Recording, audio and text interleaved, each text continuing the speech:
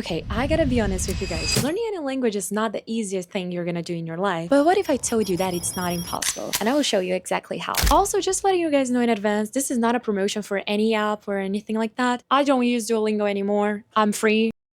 Not sure about my family, but anyway, let me tell you exactly how I learned foreign languages from my room. Let's go.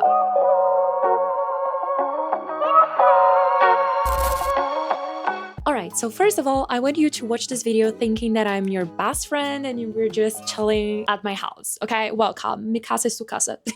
But my idea with this video, as I told you, is just a conversation. So I'm not gonna give you like a step-by-step tutorial on how to learn Romance languages, but I'm gonna give you the tips that I found that changed my whole concept of learning languages. A bit dramatic, but these tips are very good. So let's go to the first one. Okay, so you already learned how to say, hi, how are you? Where are you from? From this country. I'm learning Italian, French, Romanian, Portuguese, Spanish, whatever Romance language that is. That's awesome. I'm very proud of you. But now, honey, we need to move on. And my advice for you is to learn the 10 most common verbs right in the beginning. So there are some verbs that they show up a lot when we are speaking those languages or when you are simply hearing someone speaks. I'll give you guys a few examples so you can notice that these verbs are very common and we use them on a daily basis. To ask, to answer, to say, to have, to go, to come, to eat, to drink, to sleep, and many other verbs. It's very important for you to identify these verbs right in the beginning, right when you just started, because then you will be able to communicate with people and understand them much faster. But yeah, how am I supposed to identify what are these verbs? You can pay attention to your own speech on your native language. The verbs that I mentioned, they are verbs that they show up a lot in Romance languages. Of course, depending on the language you're learning, that verb will change or will have a different meaning or a not literal translation. But there are a lot of websites, a lot of Anki, flashcards, a lot of lists online that tell you exactly what are the most common verbs in that language. I'm not telling you to memorize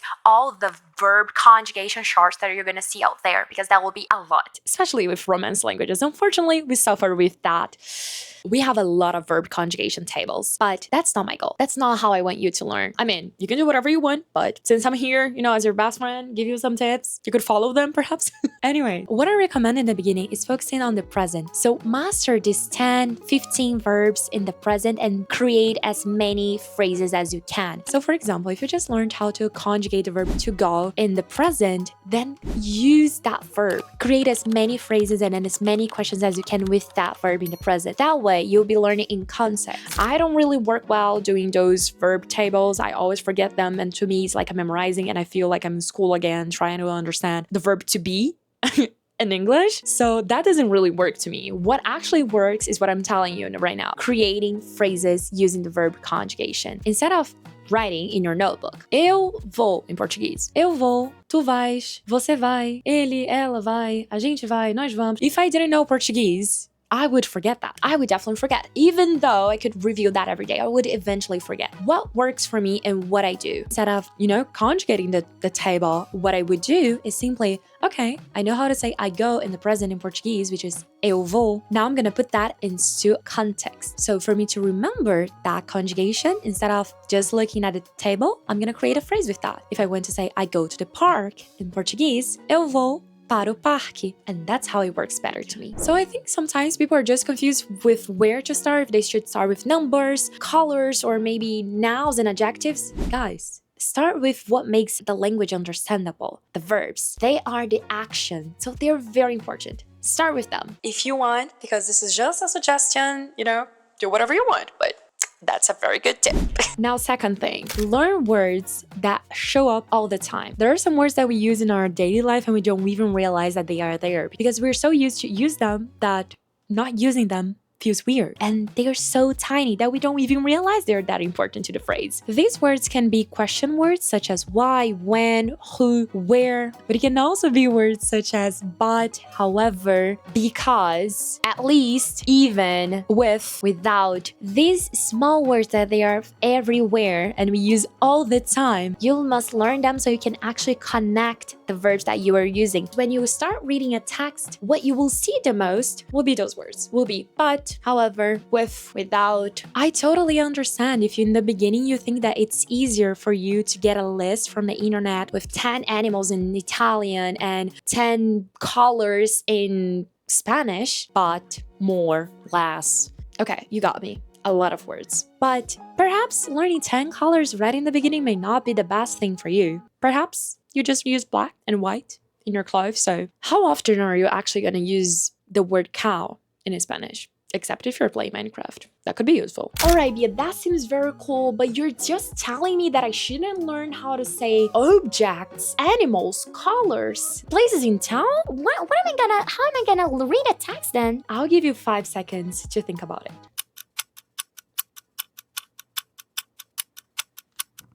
So basically, for you to learn those words, you will learn them within context, because it will be much easier for you to remember a word inside a context rather than getting a list from a random website and try to memorize those words. You will forget. I know you. You will forget those words. I had made in the past a lot of lists with vocabulary, and to be honest, now that I'm studying French, it's my 5th language, but not my 5th that I'm studying, so I think I kind of have some experience, and I realized that, at least with me, that doesn't really work. In the beginning, it seems fine, like I'm reviewing, I'm like, okay, I totally get these words. Ask me 1 month later. I won't remember. And you can tell me, well, what if I do flashcards? That can actually work if you do consistently and by using a spaced repetition method. Otherwise, you will forget those words. So what works actually better for me? This. What's this? This is a text. In the past, we used to use papers. I'm talking as if I was. So this is a B2 text in French, and I'm A1. So this specific text didn't really work with me, but I have another text that it's actually my level, A1. What I did with this, let me put it there.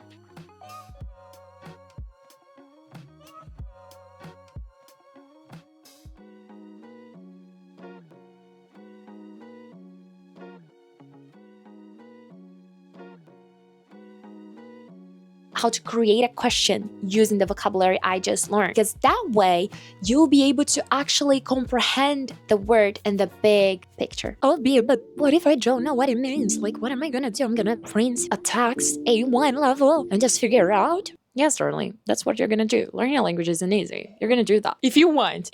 All of this is optional. For example, I personally love watching videos related to shopping, morning routine, daily routine, and French. So there are some words that I've heard so many times that I already associate. I already know that fromage is cheese because of the amount of times that I've heard French people saying fromage on videos. So when I was trying to learn new vocabulary, I chose a text related to things that I already was familiar with and that I enjoyed talking about it. So I printed a text about going shopping on a supermarket, because then I could learn some other verbs related to shopping and also learn some new vocabulary, some nouns, but in context. Now, the way I study using those texts, this is content for another video. Another thing about learning vocabulary in context that it's so easy for you to find this text. Just type text in Spanish A1 level, text in Portuguese A1 level, and you will find a bunch of them. Another term that we use to describe those texts is graded readers. You will find a bunch of websites, depending on the language you're studying, with those very easy texts. And some of them even have the audio. So not only you can hear a native speaker reading that text to you, you can also use that to your advantage and practice shadowing technique. Alright, Bia, I give you some credits, but I think you're just making things up this time. What's the shadowing technique? The shadowing technique consists basically in trying to imitate someone else's speech. Just choose a video and try to imitate the way that person is speaking. So you pause, you listen, and then you repeat. Pause, listening, repeat. Pause, listen, repeat. If I'm talking, hello world, I'm Bia, welcome back to my channel, and you're learning English, what are we gonna do? Try to imitate the way I speak. So, hello world, I'm Bia. Same intonation. So you can actually comprehend on a deeper level where the native speakers stress the syllables, where they make pauses. You will sound more natural when you speak. One of my favorite channels by far to use this technique is Easy French. And if you're not learning French, they also have Easy Italian, Easy Spanish, Easy Portuguese, and I simply love the girls from Easy French. I just want to make this as a public, what am I gonna say? Girls, you all help me so much with French that you have no idea. But basically, what I do, I watch the video, I pause, and then I imitate exactly what they say. And why did I recommend those channels specifically? Because one, they're for learners, so they speak on a slower speed. Two, they have dual subtitles, so they have your target language and also English, which helps you to learn more vocabulary and context. And three, they're very nice. I just like the channel. At least the French one, I'm a big fan. The Portuguese one, I also like it, but like the French one, top tier. You can use the shadowing technique throughout your whole journey learning that language, but to be honest, if you start using it right from the beginning, I think you're gonna have better results in the long run. And please guys, don't get too attached to what I say about speaking like a native speaker. It's totally fine, you know, to have an accent. I have an accent in English, in Portuguese, in Spanish, in Italian, and now in French. That doesn't mean you aren't good enough. That just means you know more than one language. And I think that's super cool. So don't get depressed. Come on, it's an accent. It's cute. If you're a foreigner and you learned my native language, I love your accent. So when using the shadowing technique, use it with the purpose of trying to sound more natural and more confident when speaking that language. Okay, let's stand up now because this is getting serious. In my opinion, you should be speaking from day one.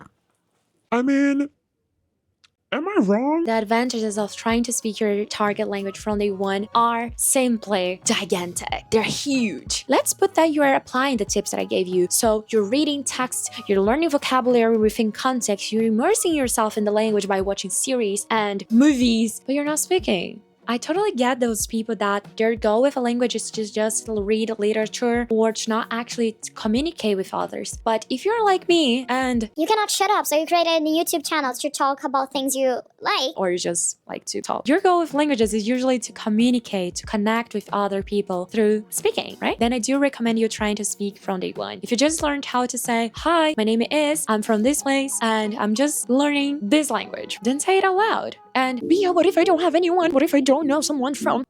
come on, you're really gonna make that drama? Right here in front of me after me just giving you a lot of tips? No, come on, you're not gonna do that. You're gonna speak to the mirror. We went through lockdown. You're gonna be fine.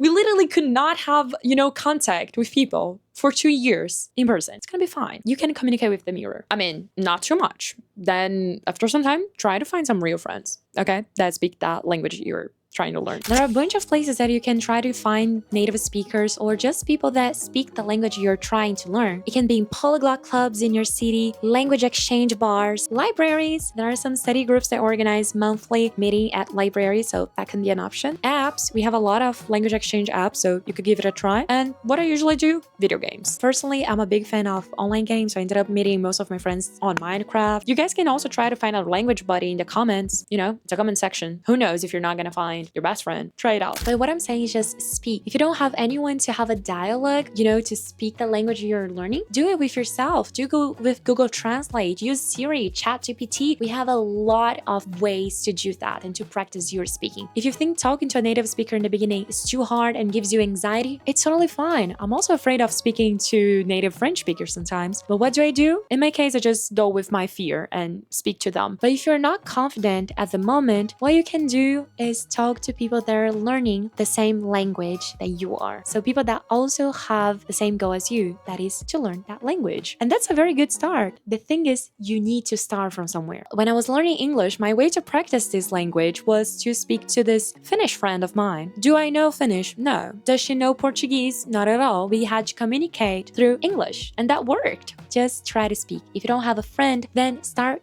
talking, to yourself. Come on, I do that. It's not that bad, okay? Just start using that language. Speak it, mess up, but speak it, and you will see results. If you don't speak, then how are you going to possibly evolve? This is a phrase that I keep with me with every single language I learn. Progress will come. Time will pass anyway. You know that in the future, we're fluent. And my final notes are, stop overcomplicating, okay? Just stop it. Languages are supposed to be fun. You're supposed to have fun while you're learning them. So enjoy the process, enjoy the journey. Don't rush, okay? When you get to an advanced level in that language, you will miss the days. I'm telling you, you will miss the fun you had while trying to pronunciate boulangerie in French. So if you found these tips useful, please start using them. Yeah, you thought I was about to say subscribe to my channel? That was the second thing in the script actually. Well, subscribe to my channel if you enjoyed the video, and don't forget to give thumbs up, and